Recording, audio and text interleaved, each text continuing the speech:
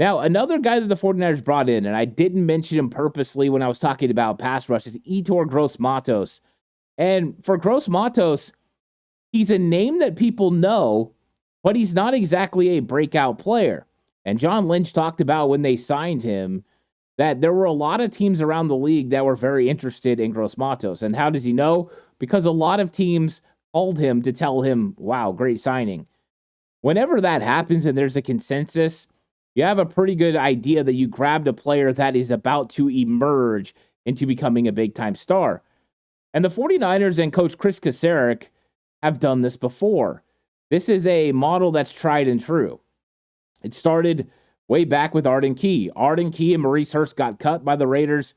Arden Key comes to San Francisco. Coach Chris Kasarik carves out a perfect game plan for him, playing him outside on base downs, putting him inside against offensive guards on third and long situations. What does he do? Well, number one, his length is fantastic, but he's able to use his athleticism to get on the edge and beat interior offensive linemen with his speed and lateral quickness, length, and size.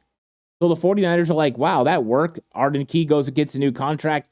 They trade for Charles Omenihu out of Texas, or the Houston Texans. So here comes Charles Omenihu, and Omenihu comes in, and he starts the same sort of role. And guess what? Similar results follow. Now, he doesn't have the same impact. Arden Key got about 6.5 sacks, and then you got Omenihu getting 4.5 sacks. But still, what does he turn that into? A double-digit contract with the Kansas City Chiefs. So the 49ers are good at finding that player, the type of player, the type of skill set they have to be, and then moving him in. Well, here's an easy one because Gross-Matos, 6'5", he's got the size, but also did this some at Carolina. Last year, the Carolina Panthers decided to move him in sometimes and let him rush against guards, and that's when he really took off. So the 49ers know this mold. It's tried and true. It works, and they're going to try it again with Gross-Matos. And why is Gross-Matos about to break out in 2024? Real simple. When they put him inside, he's going to be rushing next to Javon Hargrave, one of the better interior defensive linemen in the league. And he's going to be with Leonard Floyd and Nick Bosa. That is a three-man wrecking crew that he's joining. If ever you were going to have opportunity, it's going to be that. Now, in Carolina, he did have Brian Burns, and that's great. But now you have Bosa, Floyd, and Hargrave. You're going to have more opportunities. You're going to have more one-on-one matchups than you had ever before. So this is your opportunity to shine. And last year in 2023, Gross-Matos played in 12 games. He had 6 starts. He missed 5 games due to a hamstring injury. So his numbers are based on a 12-game season. And yeah, we want guys who are going to be healthy and that never like a hamstring injury.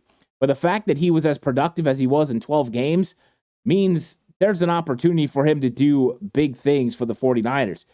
He's had 2.5 sacks in each of his 4 seasons that he's been in the NFL. And last year, he had a career-high 4.5 sacks. Talked about the move inside.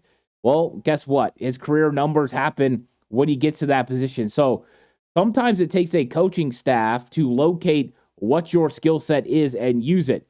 Now, Steve Wilkes didn't do a lot of that last year. Not a lot of Gregory, not a lot of outside edge rushers playing inside. It was more of a D'Amico Ryans type thing. Well, guess what? It looks like that's what they're going to go back to. Because now you've got Nick Sorensen, and he was here with D'Amico. He knows what works, and he's going to let Coach Chris Kasarik help him develop that defensive line into what they want. But 4.5 sacks in 12 games.